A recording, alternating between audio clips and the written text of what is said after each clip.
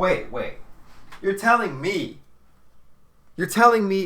a Zelda movie's in the making and it's not an anime? Come on, cuh. Say it ain't so.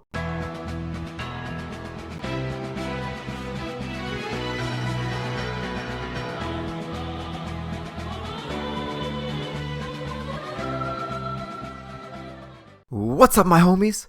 It's Edible Incredible, and today we're going to talk about this new Zelda movie announcement. And you know what? As much as I would have wanted it to be an anime, I'm a little excited. Right off the bat, I have two questions. One, is Link gonna talk? And two, well, it's not a question, it's a demand. Ganondorf better be badass. But we'll talk about both those things later in the video. Honestly, I still don't know what to make of all this. I've been holding out for a Zelda anime type adaptation for far too long. Back in the day, we had rumors of the Castlevania anime team working on a Zelda anime, but that was obviously false. My first thought when hearing that Sony is doing this is the recent Across the Spider-Verse art style. How freaking cool would it have been to see a Zelda Timeline jumping narrative akin to Across the Spider-Verse with its multi-layer timelines? But that is just a dream. Nonetheless, as much as I would have preferred anime or animation, live action does have a chance of being solid. Here's footage of a few fan-made live action trailers. Let's now discuss story possibilities. It most likely will be original with touches of certain games sprinkled in. Subjectively, Ocarina of Time is their most iconic Zelda story, the coming-of-age narrative of the hero and the birth of the Gerudo King Ganondorf.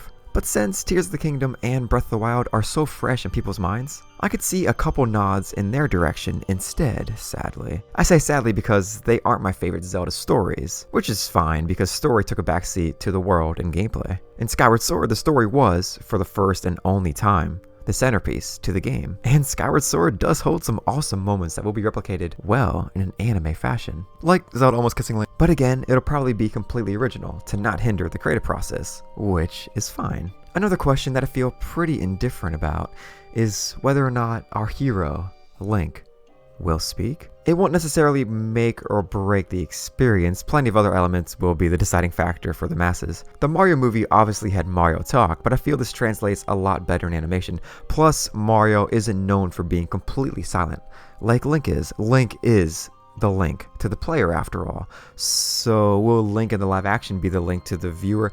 I'm not sure how this will work. Would him being completely silent make it a little bit too weird? Would him having a personality be too much? In the Zelda manga, Link does talk, but it being text blurbs makes it fine and believable. Who knows how true they'll follow bits and pieces of founding lore. But another question, and probably what I'm most intrigued about. No. It is what I'm most intrigued about, is how they'll handle Ganondorf. Please make him terrifying. Please make his character interesting and deep.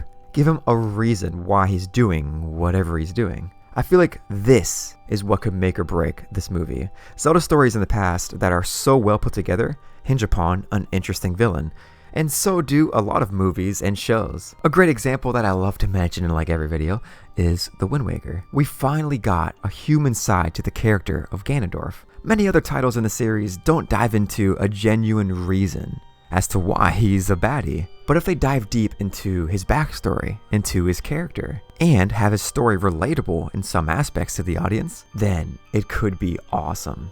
Then again, since it's just a movie, it won't be easy to display character development for him in such a short time frame, as it would have been in a full-fledged series, no matter if that would have been anime or live action. At the very least, please make him intimidating, even if he doesn't have juicy development. This intimidation hinges upon a few factors. One, and one of the biggest ones, is the portrayal of Ganondorf's castle. Not much will come close to the feel of Dracula's castle in Castlevania's anime, but we need a thick vibe, so we can feel what Link's going through as he climbs the stairs to Ganon's room. Now, I'm naturally daydreaming of Ganondorf playing the organ as Link walks on in. But that is a Zelda fanboy's pipe dream.